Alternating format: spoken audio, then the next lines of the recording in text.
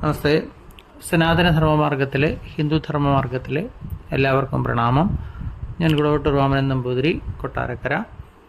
എല്ലാ ബുധനാഴ്ചയും നടത്തി വരാറുള്ള സനാതനധർമ്മ ആചാര ചിന്തകൾ അതിൻ്റെ 155-ാം ഭാഗത്തിലേക്ക് സ്വാഗതം. ദശോപനിഷത്തുകളിൽ 7 ഉപനിഷത്ത് നമ്മളിപ്പോൾ ചർച്ച ചെയ്ത് കഴിഞ്ഞു. 8ാമത്തെ ഉപനിഷത്താണ് ഐതരേയോപനിഷത്ത്. വളരെ പ്രധാനപ്പെട്ട ഒരു ഉപനിഷത്താണിത്. ഋഗ്വേദികളായ ബാഹ്രജന്മാരുടെ വകയായി അറിയപ്പെടുന്നതിനാൽ ഇത് ബാഹ്രജോപനിഷത്ത് എന്ന നാമത്താലും അറിയപ്പെടുന്നുണ്ട്. ഐതരേയ എന്ന നാമത്തിലുള്ള ബ്രാഹ്മണവും ആരണ്യകവും ഉപനിഷത്തുമുണ്ട്. ഇവയുടെ കർത്താവായിട്ട് പറയുന്നത് മഹീദാസ ഐതരേയനാണ്. ഐതരേയ ആരണ്യകങ്ങളിൽ പ്രധാനപ്പെട്ട 5 വിഭാഗങ്ങളാണുള്ളത്. ആ ഐതരേയ ആരണ്യകത്തിലെ അവസാനത്തെ 4 അധ്യായങ്ങൾ ചേർന്നതാണ് ഐതരേയോപനിഷത്ത് എന്ന് പറയുന്നത്. ആത്മതത്വത്തെയാണ് മറ്റ് ഉപനിഷത്തുകളിൽ എന്ന പോലെ ഇതിലും പ്രതിപാദിക്കുന്നത്. 4 അധ്യായങ്ങളാണ് ഇതിലുള്ളത്. 1ാമത്തെ അധ്യായത്തെ 3 ഖണ്ഡങ്ങളായി തിരിച്ചിരിക്കുന്നു. മറ്റ് അധ്യായങ്ങളിൽ ഖണ്ഡവിഭജനങ്ങളൊന്നും തന്നെ ഇല്ല. 4ാമത്തെയും അവസാനത്തെയുമായ അധ്യായത്തിൽ ശാന്തി മന്ത്രം മാത്രമാണ് ഉള്ളത്. താത്വിക വിഷയങ്ങളിൽ പ്രപഞ്ചത്തിൻ്റെ സൃഷ്ടി മുതൽ ബ്രഹ്മസ്വരൂപ പ്രാപ്തി വരെയുള്ള കാര്യങ്ങൾ ഈ ഉപനിഷത്തിൽ പറയുന്നു. മനുഷ്യന്റെ ഉത്കർഷത്തെയും പറ്റിയും ഇതിൽ പറയുന്നുണ്ട്. 1ാം അധ്യായത്തിലെ 1ാം ഖണ്ഡം പ്രപഞ്ച സൃഷ്ടിയെക്കുറിച്ചുള്ള പ്രഖ്യാപനത്തോടു കൂടിയാണ് ആരംഭിക്കുന്നത്. 23 മന്ത്രങ്ങളടങ്ങിയ 1ാം അധ്യായത്തിലെ 3 ഖണ്ഡങ്ങളിൽ നാമരൂപങ്ങൾ വ്യത്യസ്തതയാർന്ന ഈ ജഗത്തിനെ ആത്മാവ് മായാശക്തിയാൽ തന്നിൽ നിന്ന് തന്നെ പ്രകാശിപ്പിക്കുന്നതായി പറയുന്നു. 1ാമതായി വിവിധ ലോകങ്ങളെയും തുടർന്ന് വിരാട് സ്വരൂപനെയും ഇന്ദ്രിയങ്ങൾ, അധിദേവതകൾ, അധിഷ്ഠാനങ്ങൾ, പഞ്ചഭൂതങ്ങൾ, വെഷ്ടിശരീരങ്ങൾ, അന്നം എന്നിവയെയും സൃഷ്ടിച്ചു. തുടർന്ന് പ്രാണശക്തിയായി സ്വയം അവൻ തന്നെ അതിൽ പ്രവേശിക്കുന്നു. 6 മന്ത്രങ്ങളിൽ അടങ്ങിയ 2ാം അധ്യായത്തിൽ പുനർജന്മത്തെക്കുറിച്ച് വിവരിക്കുന്നുണ്ട്. സ്ത്രീ പുരുഷ ബന്ധത്തെയും സ്ത്രീകൾക്കുള്ള സ്ഥാനത്തെയും കുറിച്ചും ഈ അധ്യായത്തിൽ പരാമർശിക്കുന്നു.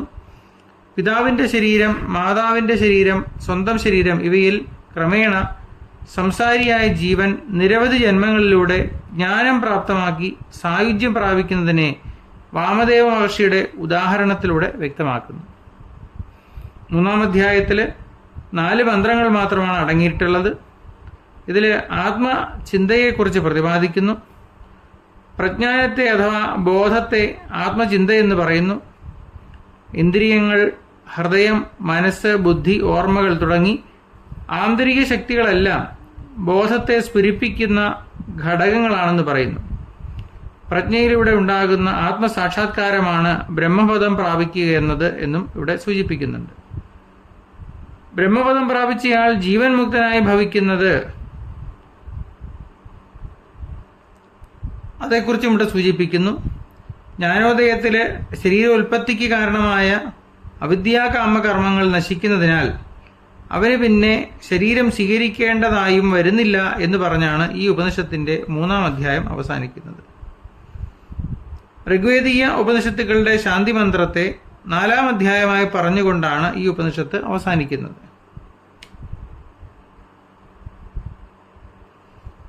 വളരെ പ്രസക്തമായ ഒരു ശാന്തി മന്ത്രമാണ് ഇതിൽ പറയുന്നത്. വാങ്മേ മനസ്സി പ്രതിഷ്ഠിത മനോമേ വാജിപ്രതിഷ്ഠിതം എന്ന് തുടങ്ങുന്ന ശാന്തി മന്ത്രം വളരെയധികം അർത്ഥവത്തായിട്ടുള്ളതാണ് എന്ന് പറയാതിരിക്കാൻ നിവൃത്തിയില്ല.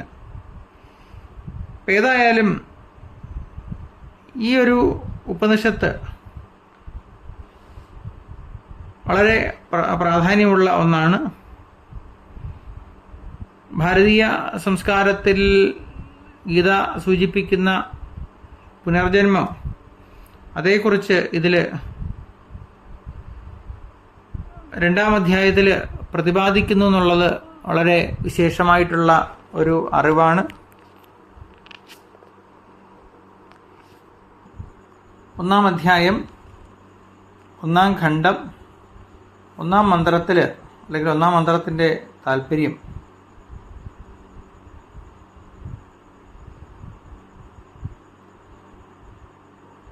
ഗുരുശിഷ്യ സംവാദരൂപമായ ഉപനിഷത്തിൽ ശിഷ്യൻ ഉന്നയിക്കുന്ന ചോദ്യങ്ങൾ ഇവിടെ പ്രത്യേകമായിട്ട് എടുത്തു പറഞ്ഞിട്ടില്ല.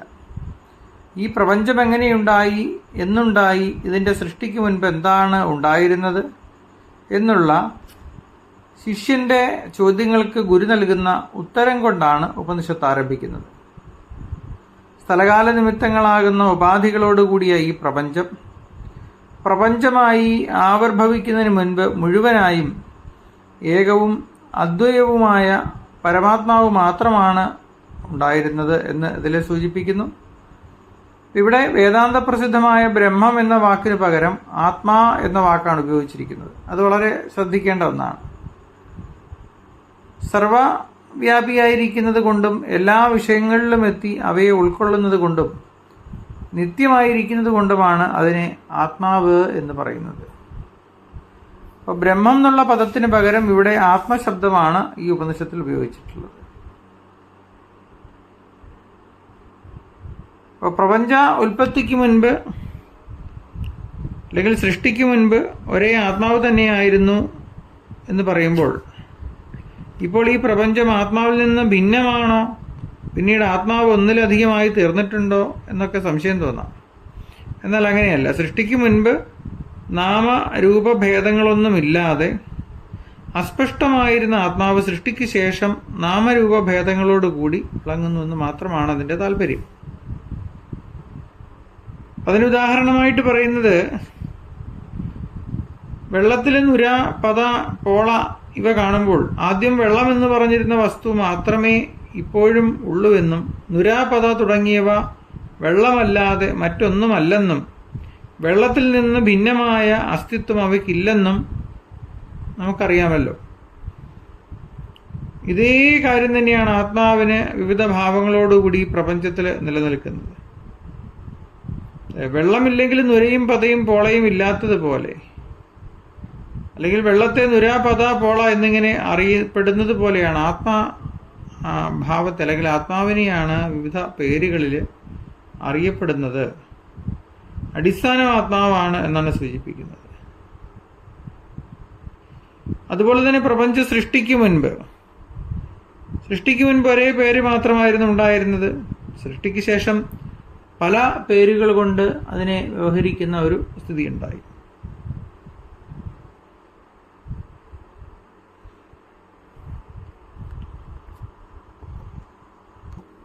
ചുരുക്കത്തിൽ ഒന്നാം മന്ത്രത്തിൽ ഈ പ്രപഞ്ച ഉൽപ്പത്തിയെക്കുറിച്ചുള്ള കാര്യങ്ങളാണ് പറയുന്നത്. സൃഷ്ടിക്ക് മുൻപ് ഏകമായിരുന്ന ആത്മാവ് പലതായി തീരട്ടെ എന്ന് ആഗ്രഹിച്ചു. അങ്ങനെ പലതായി തീരട്ടെ എന്നുള്ള ആഗ്രഹത്തിൻ്റെ ഫലമായിട്ട് പലതായി മാറി എന്നാണ് ഇതിൽ പറയുന്നത്. ഒന്നിൽ നിന്നാണ് ഈ കാണുന്ന സർവചരാചരങ്ങളും ഉണ്ടായത്. ഏകം സദ്വിപ്രാഹ ബഹുധാ വദന്തി. ഒന്നിൽ നിന്നാണ് ഈ കാണുന്ന സർവ ചൈതന്യ ചരാചരങ്ങളും ഉണ്ടായത് എന്നുള്ള താല്പര്യത്തെ ഒന്നാം മന്ത്രത്തിലൂടെ ഈ ഉപനിഷത്ത് അടിവരയിട്ട് ഉറപ്പിക്കുന്നു. അപ്പോൾ പ്രപഞ്ചത്തിൻ്റെ ആദ്യ കണത്തെ, പ്രപഞ്ച ഉൽപ്പത്തിയുടെ ആദ്യ കണത്തെയാണ് ആത്മാശബ്ദം കൊണ്ട് വ്യവഹരിക്കുന്നത് എന്ന് നമ്മൾ മനസ്സിലാക്കി. ആ ആത്മശബ്ദത്തിൽ നിന്നാണ് മറ്റ് ചൈതന്യ ചരാചരങ്ങളുടെ ഉൽപ്പത്തിക്ക് ഹേതു എന്ന് പറയുന്നത്. അപ്പോൾ പ്രപഞ്ച ഉൽപ്പത്തിയെക്കുറിച്ചുള്ള ഒരു നിയമമാണ് ഇവിടെ. ആത്മാവെന്ന് പറയുമ്പോൾ ഒരു എനർജി ആയിട്ട് കണ്ടാൽ മതി. അപാരമായ എനർജിയുള്ള ഒരു ചൈതന്യത്തായ ഒന്നിൽ നിന്ന് അല്ലെങ്കിൽ എനർജിയിൽ നിന്നാണ് ഈ കാണുന്ന സർവ ചൈതന്യ ചരാചരങ്ങളും ഉണ്ടായിട്ടുള്ളത്. അല്ലെങ്കിൽ മഹത്തായ ഒരു എനർജിയുടെ സഹായത്താലാണ് പ്രപഞ്ചം ഇപ്പോഴും ഇങ്ങനെ നിലനിൽക്കുന്നത് എന്ന് പറയാം.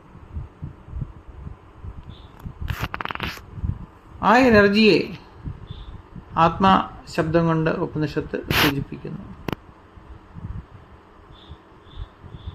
പരമാത്മാവെന്ന് പറയുന്നതും ഇതേ ആത്മാ ശബ്ദത്തെ ഉപയോഗിച്ച് തന്നെയാണ്.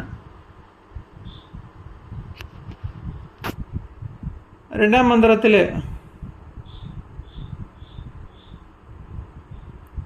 ഈ പ്രപഞ്ചത്തെ 4 തട്ടാക്കി തിരിച്ചുകൊണ്ടുള്ള ഒരു നിയമമാണ് പറയുന്നത്. അതേക്കുറിച്ച് നമുക്ക് അടുത്ത ദിവസം ചർച്ച ചെയ്യാം.